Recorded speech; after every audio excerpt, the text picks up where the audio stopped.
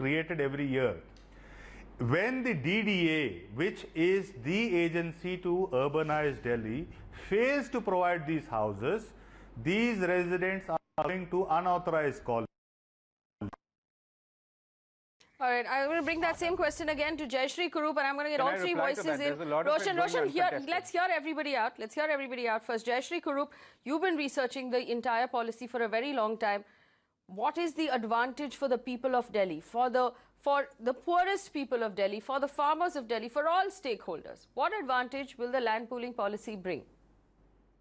It is an opportunity to for planned redevelopment of the city. There are today you find that there is no new land that has come into the city of Delhi, and as a result, if anyone has a limited budget, you're forced to go into places where you're not sure about the legality of the land, or you're going into the established Abadi areas or the village areas. This is one opportunity to plan the entire area so that there is all categories of housing that is possible. All right, Pankaj Kapoor. I have quite a lot of things to say. It's like, one thing is that we were also fighting pollutions in Delhi. And why the pollution is there? Because promoted... people are driving to Gurgaon every day. We promoted longer trips. Pankaj Kapoor, I want to ask you a slightly different question here. Yeah. There is a lot of money being invested in Gurgaon and Noida. Absolutely. A lot of money for the future. A lot of money has gone in the past. Now, if this much land becomes available, if 25 lakh homes are built at 4,000 rupees a square foot, what happens to Gurgaon and Noida to all that money? Certainly, it will really impact adversely to these two markets. And that's where I can't really deny there's no developers lobby and push from the other sides. My own sense is like, getting this policy implemented, it's going to be a big step to it. And why it is not getting implemented, why we are sitting down and keep talking about different stakeholders, we have to look at the holistic picture. Ramesh has mentioned about the plight of the farmer. Pankaj, putting what you said back into a nutshell so that our audience can understand it.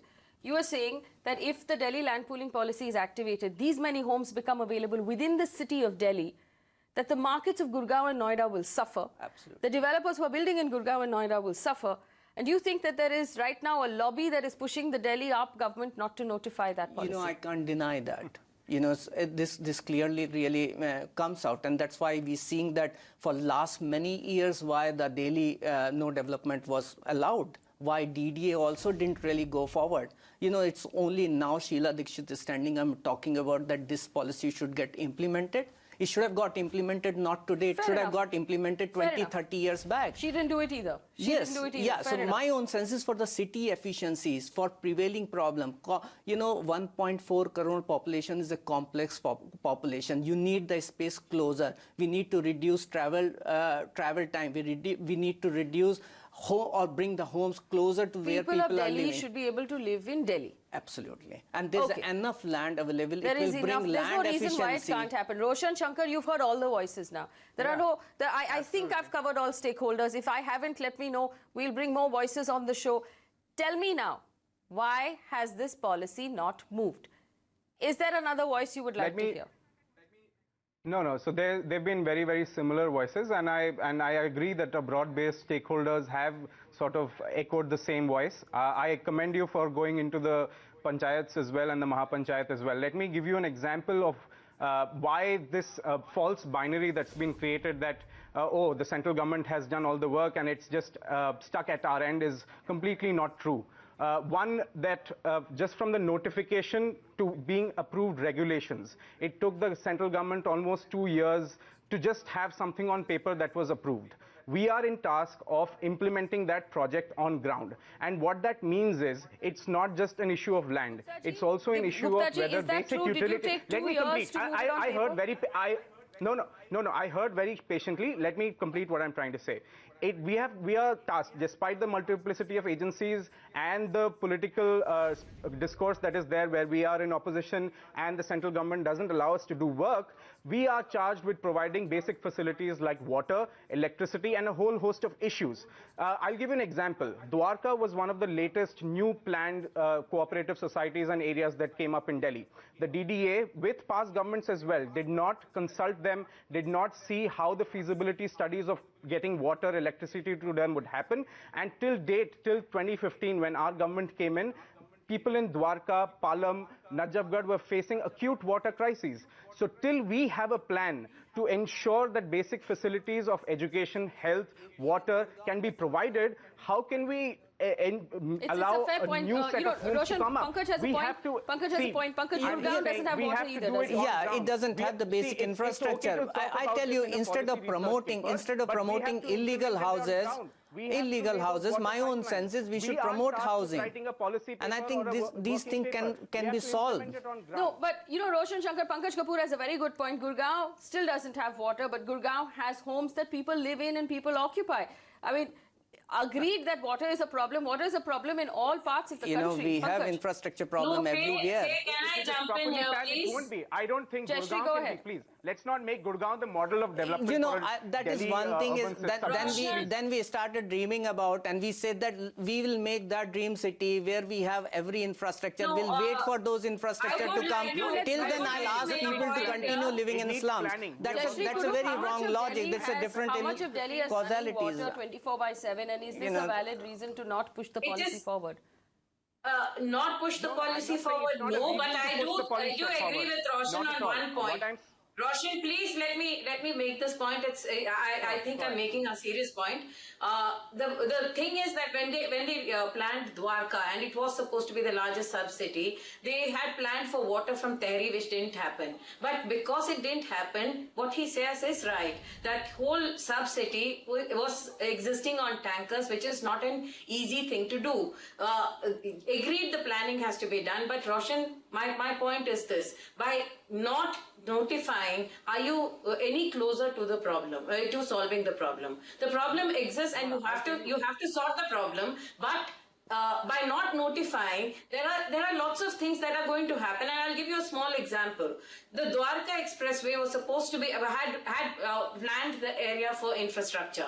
Because we delayed it inordinately, the new Palam Vihar, which I wrote about when I was in the Economic Times, came up as an illegal colony, and nobody did precious little to stop it.